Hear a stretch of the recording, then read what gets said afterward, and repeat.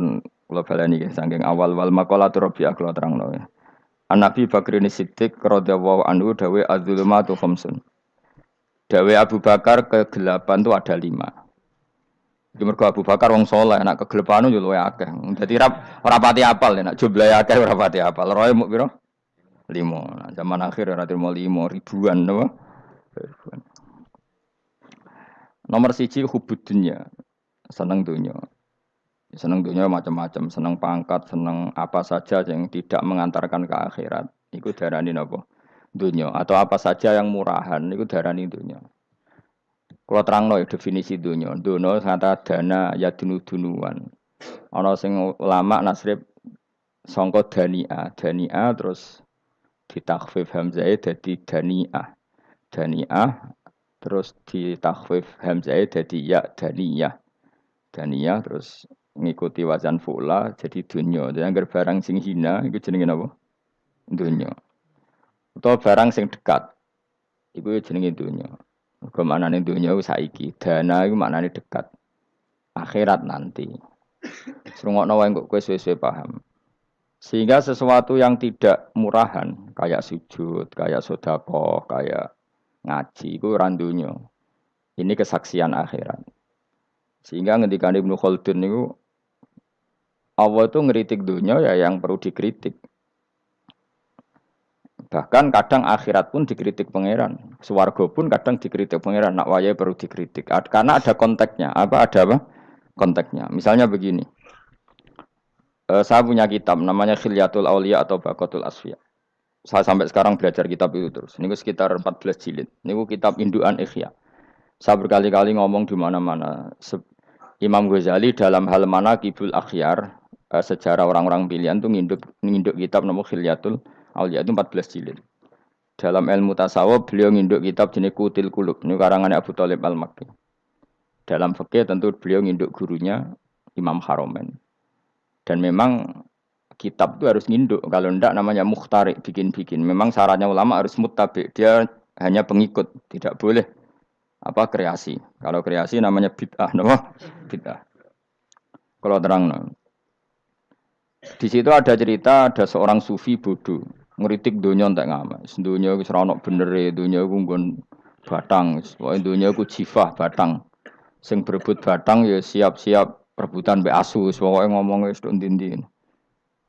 Sayyidina Umar itu agak tersinggung dengan makalahnya orang sufi yang bodoh ini. Ya, rata-rata orang sufi memang bodoh. Kecuali gelem ngaji fikih. Setelah ngomong ngalor ngidul dunia ku swelek terus dekne biasa lah wong sufi terus milih dhewean terus orang lakoni popo, ngerti-ngerti lesu, kok mangan wae lesu. Orang sufi kan gitu. Singkat cerita terus Umar agak marah tapi beliau masih bisa mengendalikan diri terus kata beliau, "Sal sayyidah." Sal hada sayyid. Kamu tanya hada sayyid, maksudnya sayyid dalam bahasa dulu itu ya orang terhormat. Dalam bahasa zaman era itu maknanya sayyid itu masih apa? Sadat maksudnya bukan Habib, bukan. Kalau dalam bahasa Arab dulu itu memang kalau Habib itu ya Nabi, kalau Sayyid, Sadatus Sufia itu belum pasti maknanya apa? Habib ya, tokoh-tokoh yang diikuti dalam apa? Makalahnya, dalam apa? Makalahnya. Terus kata Ubay bin Ka'ab, dan ini menurut saya benar sekali, dan kamu harus mengikuti Ubay bin Ka'ab. Dia adalah termasuk 6 sahabat yang dipuji Nabi min ahlil Quran, apa? Yang dipuji Nabi min ahlil apa? Quran. Kata Ubay bin Ka'ab, lalu Anda masuk surga karena apa? Lalu Anda masuk neraka karena apa? Lalu Anda dapat ridho Allah karena apa? Kamu itu bisa masuk surga lihadidar karena kenangan di rumah ini, maksudnya karena dunia ini. Karena sujud kamu, karena kebaikan kamu, itu di mana? Allah mereferensi amal kamu ya di dunia ini. Kamu masuk surga karena sujud kamu di dunia ini, nanti masuk neraka karena keangkuhan kamu di dunia ini. Fahadi dunya mi'yar, dunia ini adalah takaran. Semua referensi Tuhan tentang akhirat itu merujuk kelakuan kita apa? Di dunia. Sehingga kalau kamu masuk surga selamanya lama, itu ya karena kebaikan kamu di dunia. Maka jangan kritik dunia ini. Karena dunia itu mahalu sujudika, mahalu ruku'ika, mahalu pokoknya dia marah-marah. Sehingga semenjak itu kata Ibnu Khaldun, orang tahu dunia yang dikritik adalah dari madatul kalimah dani'ah.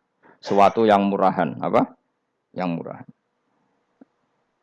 Sehingga kalau misalnya orientasinya itu kebesaran, kebesaran li'ilai kalimatillah, maka itu tidak termasuk dunia.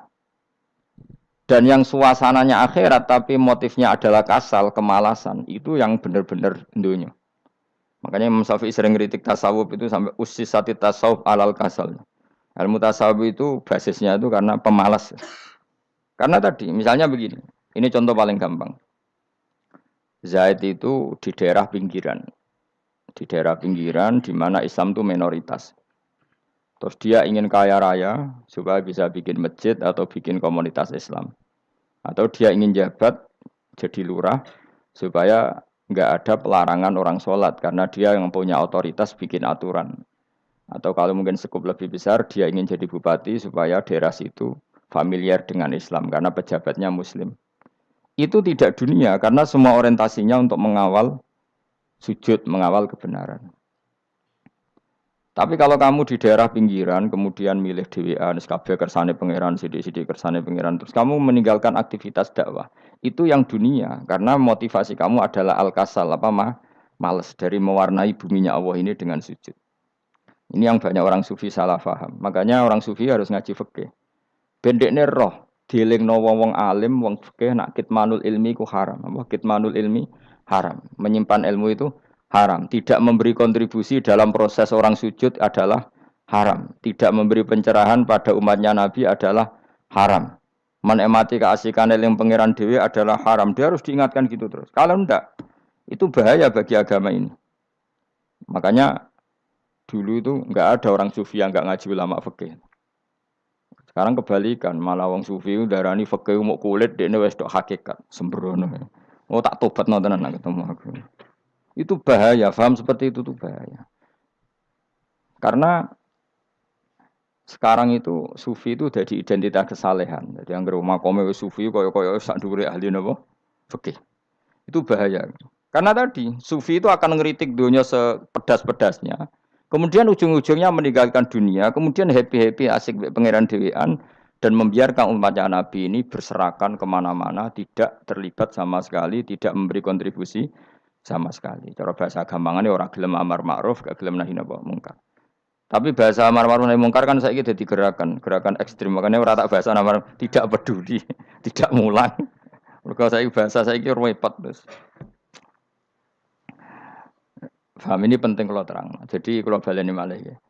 Sing dimaksud dunya ketika dikritik pangeran iku dunya sing sangka kata dani'ah, sesuatu sing murahan, sing enteng, sing nafsu. Iku jenenge napa? Dunya, napa? Dunya. Tapi ketika sesuatu itu baik dan mengarah kepada Allah, iki jenenge dunya iki masru'atul akhirah. Maka dunya itu di dua status napa? Siji masru'atul akhirah. Dan ini status yang harus kita pakai.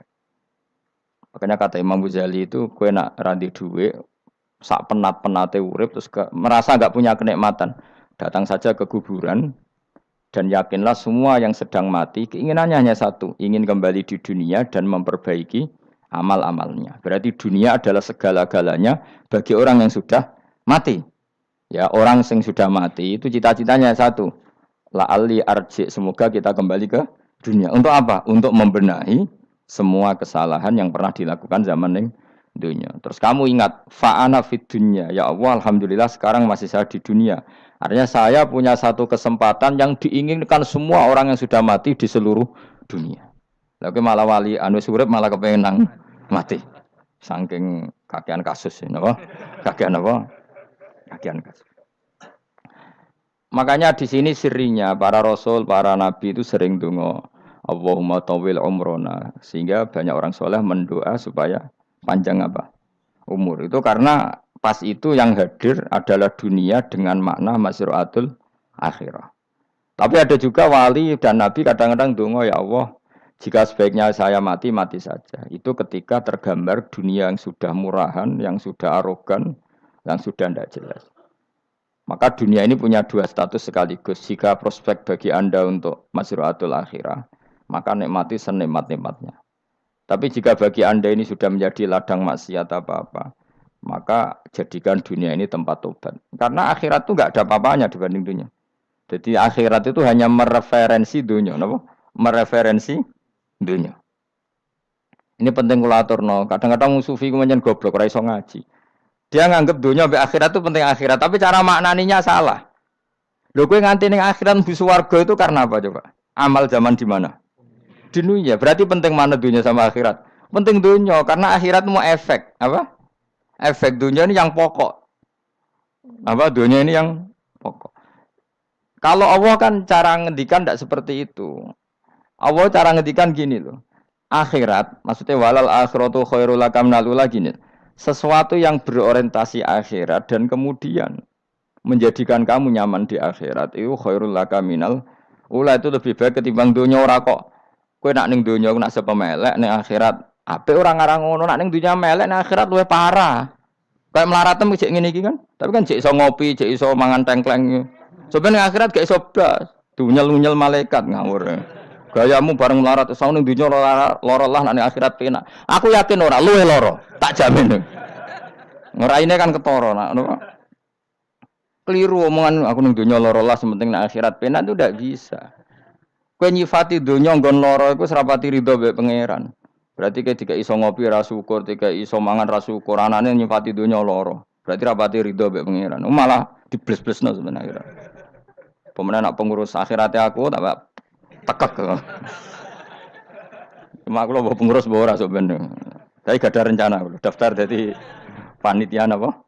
Akhirat. Tapi kira tak syafaat ya biarno karena ini penting kalau terangno. Makanya Imam Syafi'i masyhur makalah beliau tentang fikih dan tasawuf itu.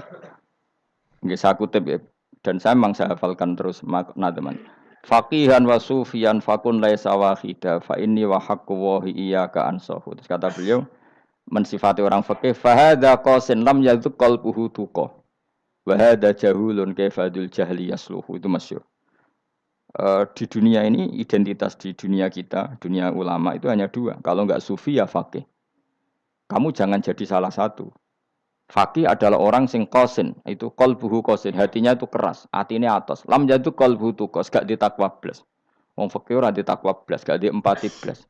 Tapi orang sufi itu wahada jauh ini malah geblek blas, malah parah meneh. Sing sitok atas hatine sitok geblek dari Imam Syafi'i. Kena protesnya berarti Imam Syafi'i coba protes aku. Kenapa begitu? Misalnya gini orang fikih. Kalau bapak nyontohkan tuh gini. Orang fikih itu punya aturan. Misalnya kalau ruko tidak begini nggak sah. Sujud kalau nggak begini nggak sah. Sholat kalau tidak begini nggak sah. Oke, aturan itu baik. Tapi punya keangkuhan berpikir. Misalnya ada orang desa terbelakang. Misalnya di pedalaman Gunung Kidul, Kulon Progo. Ada orang yang ditobatkan orang-orang sufi. Orang sufi itu ya sing rodok goblok-goblok itu. Misalnya nobatkan. Enak wae wong fikir melok nobatno tapi tahu-tahu bilang ini sholatnya enggak sah, rukuknya enggak sah, Fatihahnya enggak sah. Jare sing sufi, wah semane nobatno ora iso salat apa ora disahno.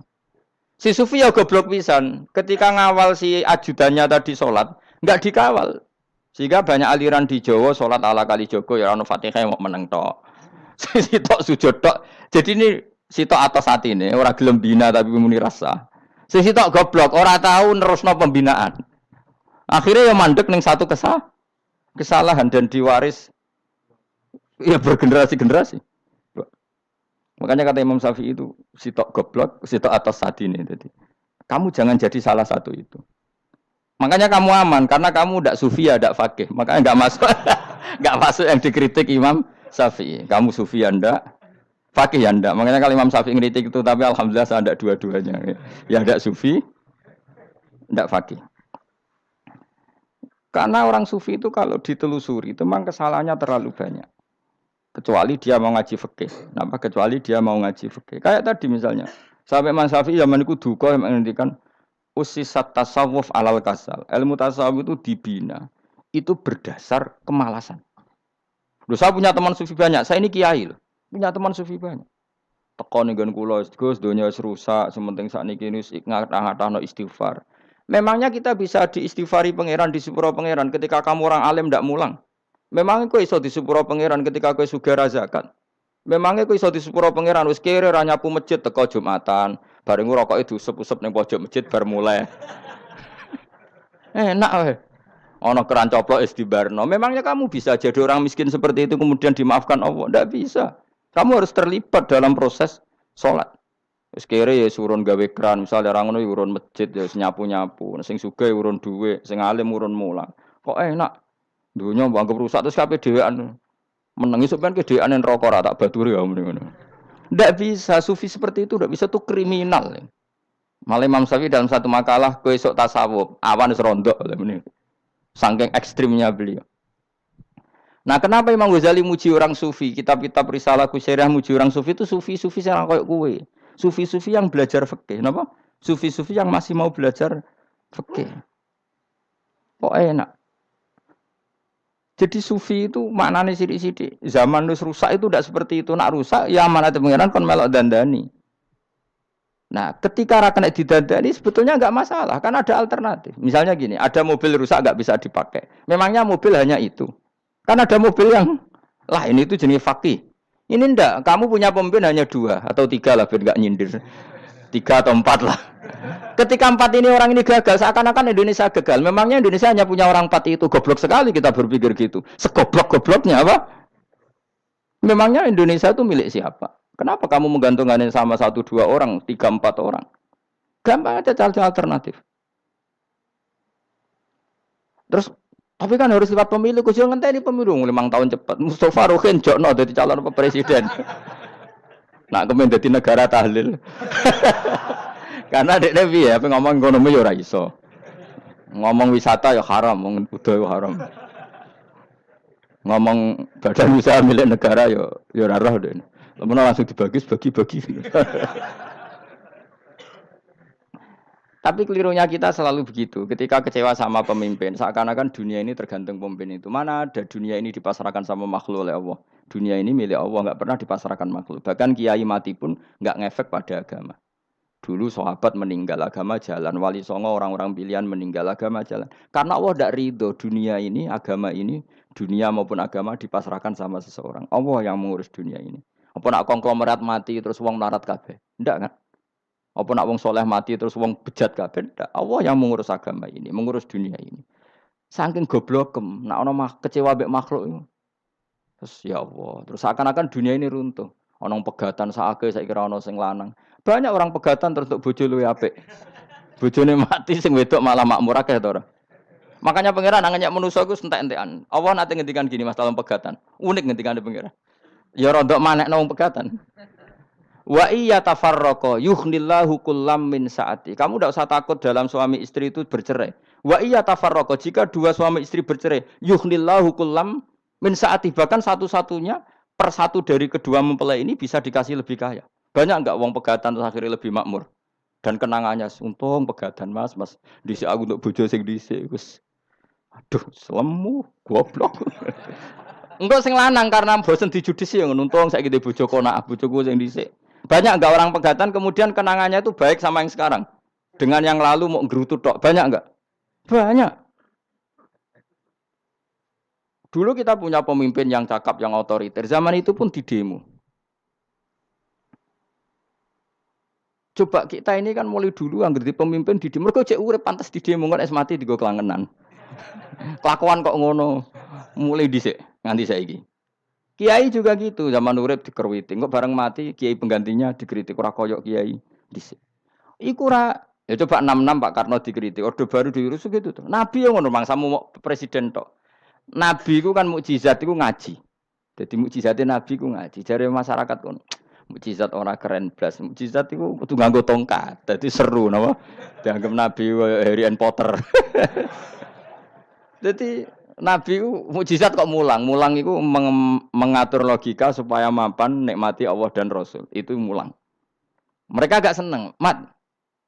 Sakroku nabi-nabi dhisik ku ditongkat to apa Mat. Dadi seru apa? Seru main seblak pokoke seru lah.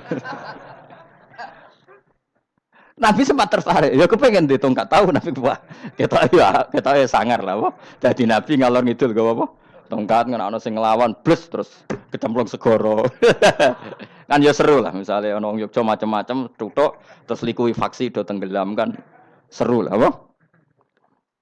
Nek jawabe pangeran lucu. Dia matke njuk tongkat, gampang nak masalah tongkat. Sekarang ngetokno wit kan gampang tongkat. Memang samu tongkate Nabi Musa terus digawe dikai mori terus dikai minyak ya ora dijupukno wit diketokno memang samu. Wong sing hebat itu sing nyekel dol ora per.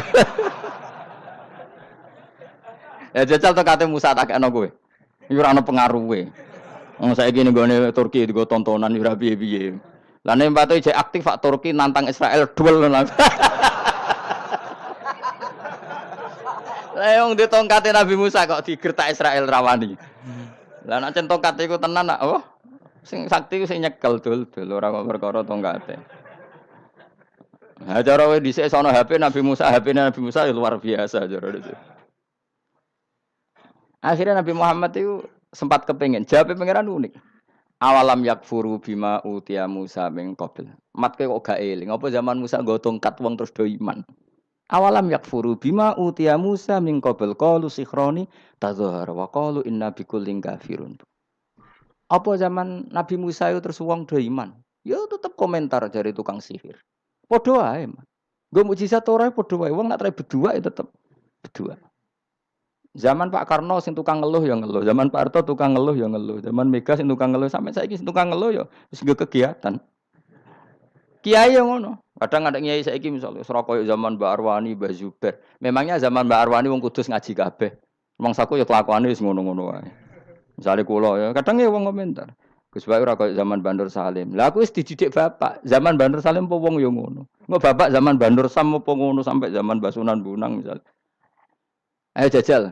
Masa wong Yogya misalnya, saiki ora koyo zaman Bali Maksum Mbah Munawir. Memangnya zaman iku wong ngaji kabeh.